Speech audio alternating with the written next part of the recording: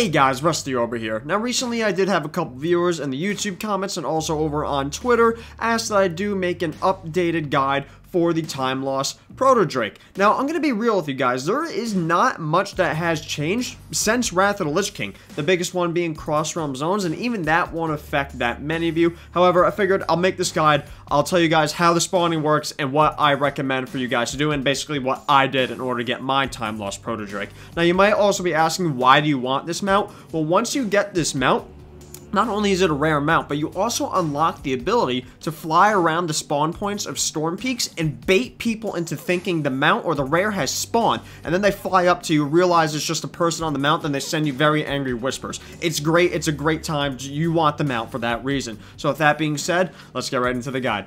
Now first things first guys, how do you get this mount? Where are the spawn points and where does it fly around? Now this mount drops from the Time Lost Proto Drake, big surprise, which is a rare spawn in the Storm Peaks. Now the Time Lost Proto Drake does share the same exact spawn with another rare, that rare being Viragosa, which is a blue dragon. Essentially guys, if you see Viragosa up, you're probably gonna want to cry, because that could have been the Time Lost Proto Drake. I've had that happen to me at least 6, maybe 7 times before I got the actual Time Lost Proto Drake.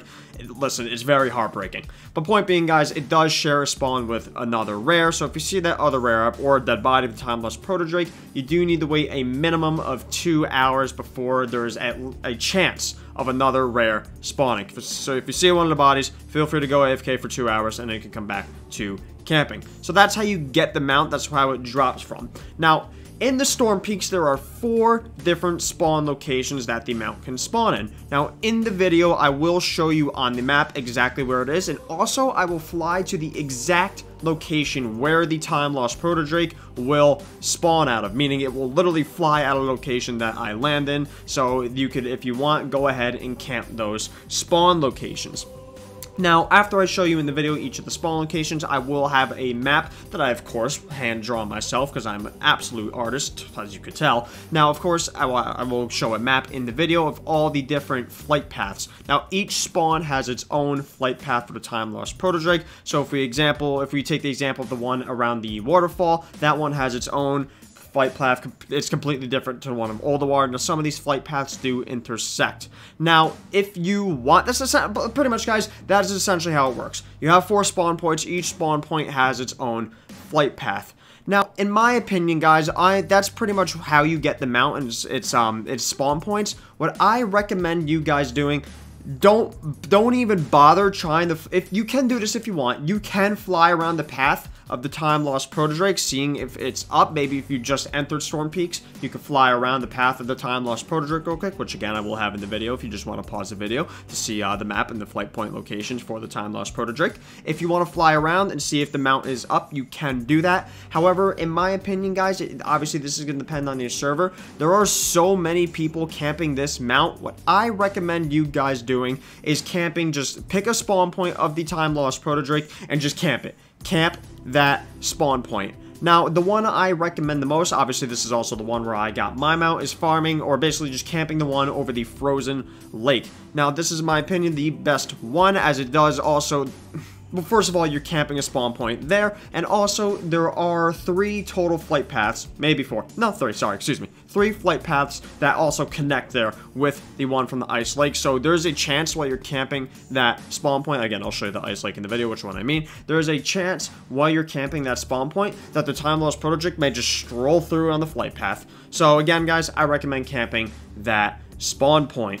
Now, what is new with the Time Lost Proto Drake, and that is cross-realm zones. So, this really only benefits people who have multiple accounts.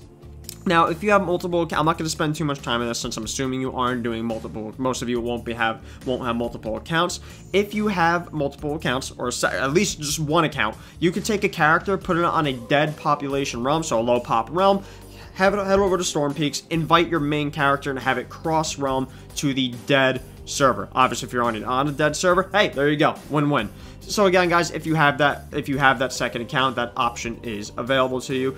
Other than that, you can also do that with a friend, by the way, if they have a character on a dead server. Speaking of friends, if you have a group of 4 or 5, basically a full party, you guys can spread out between the spawn locations. You can each camp a spawn point, and then if the Time Lost Proto Drake does spawn, have one person call it out, everyone gathers to that one person. It does share a tag, meaning that one person can just kill it and everyone in the party will get the loot as long as they're all nearby. Just make sure it's no more than 5. This will not work in a raid group. It does have to be a party group. And guys, that's pretty much it. Now again, in the video, I showed you all the spawn locations, I showed you all the flight paths, all the maps will be there if you want to pause the video and see. And what I recommend, guys, pick a spawn point, that being the Frozen Lake, in my opinion, is the best one, although you could really pick any one. You could pick the village, the ice waterfall, or Oldawar. I think the Frozen Lake is going to be the best one. Pick that spawn point, just camp, and basically, guys, be prepared to sit there for a while. This is a rare spawn mount. It is still pretty rare to this day. Obviously not as rare as it used to be. It's still a pretty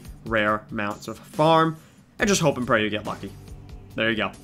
Anyways, guys, that's pretty much the whole guide. This pretty much, again, the only real change is the cross-realm zones and also party tag. I'm not sure if that was a thing in Wrath of the Lich King. I could be wrong in that, so correct me if I'm wrong. Feel free, so I'm sure you guys will do that anyways in the comments down below. If you did enjoy the video, feel free to throw it a like. If you like the content, subscribe to the channel. I also do stream over on Twitch, which I have on my YouTube channel, Fridays through Mondays, 8 Eastern Time is when I start. And as always, guys, before I leave you with the video, let me leave you with just the facts. The facts. Only facts in this. Only facts. Only facts. Just straight facts. Halo 3 is the best Halo.